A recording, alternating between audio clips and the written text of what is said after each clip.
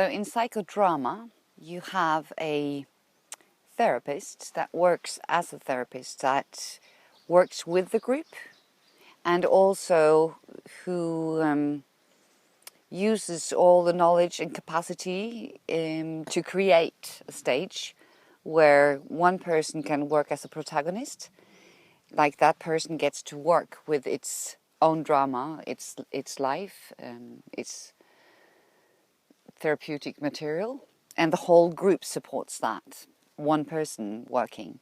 By the group working with that one person, of course, they get a lot from working with that person. And psychodrama is excellent for trauma work. It's very concrete. You can work in surface reality or you can work in reality.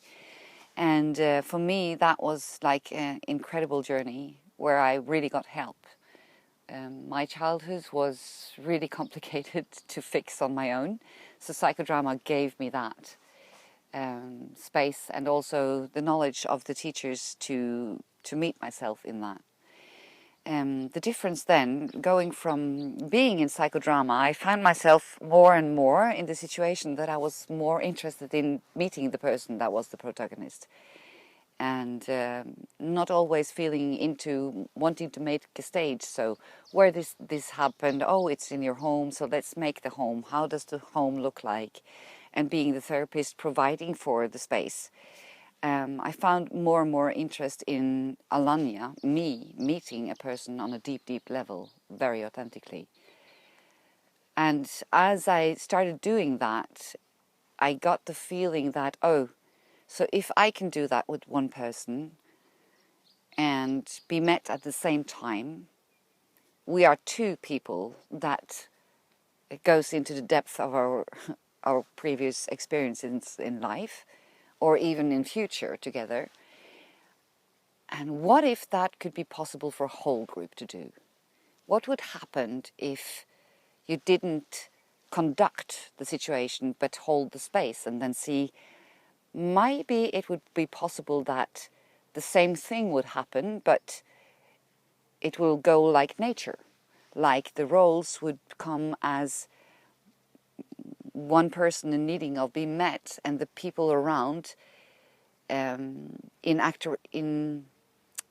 connection with this person meets itself in that connection. So now I've had 6 Avalons, and the last group cracked that code on day 3, and it was incredible to see that one person started to see that every person in this room represents something in me, and from that this person could be just not only met by everyone, but everyone felt in it, as there's a coherency in the inside world and the outside world. The inside world of that one person is mirrored in the outside world, and we all have bricks of her truth in ourselves. This sounds a little bit crazy, but the beauty of this is that then there is room for the Dharma, like everyone can be in their authenticity. At the same time, everyone co-creates a space for healing. And it's not the therapist doing it, it's the whole group. Yeah. Could you give maybe more of a specific example to help draw this out? Yeah, so one person might feel alone in this space of 12 people together, and the whole group senses that aloneness and senses that this person doesn't come into the group, there's something here. That affects all of the people in the group. And then at one point, nature in group, like the calling for that person who's maybe hiding and have traumas in that, in 1 nanosecond, another person can go into their loneliness and then open this lonely person fully, and then the whole group can be in interaction on that, and this comes like nature.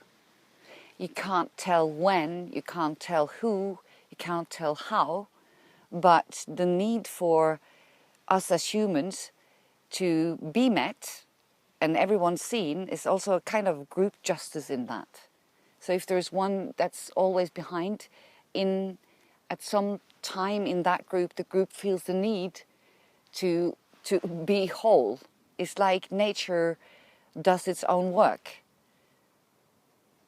And that can have many facets and many ways of like, and it's beautiful to see like some people might be babies around and then some people feel grown-ups.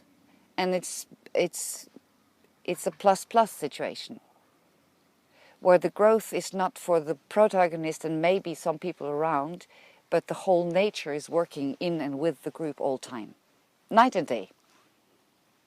So even if you sit eating on the afternoon and something happens there, it's nothing that we say, okay, that happened out of the working space.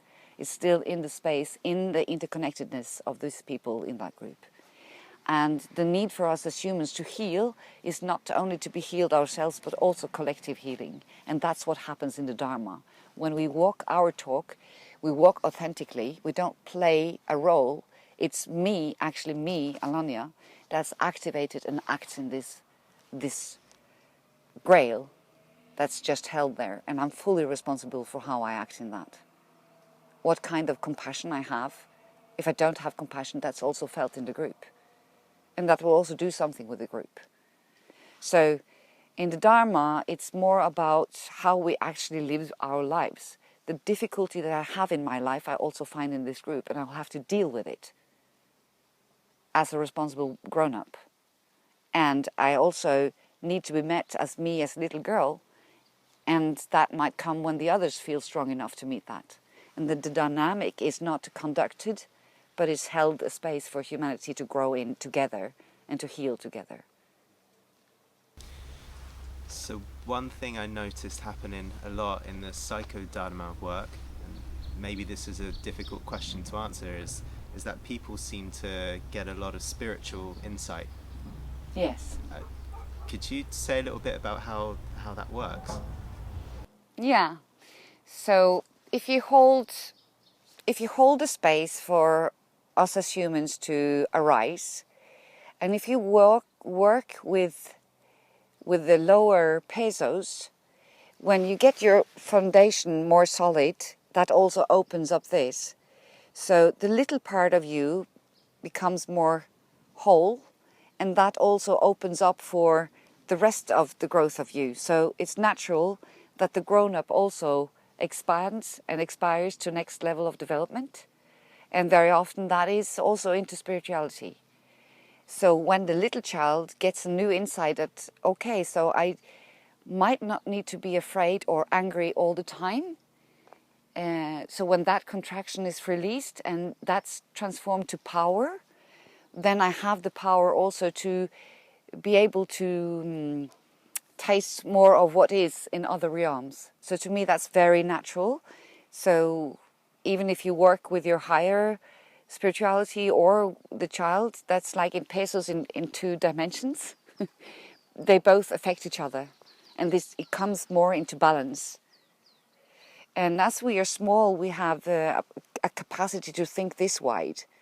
And for everyone that sees this video, I'm sure that you know that 10 years earlier in your life, you had another capacity to think. You've grown, and what happens is like we go from being egocentric to ethnocentric to sociocentric to world-centric to global-centric, and we can contain more and more.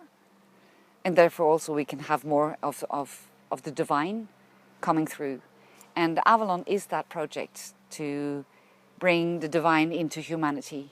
And then for us to be able to do that, we first have to meet humanity fully. And as we meet humanity fully, that the nature of spirituality also arises.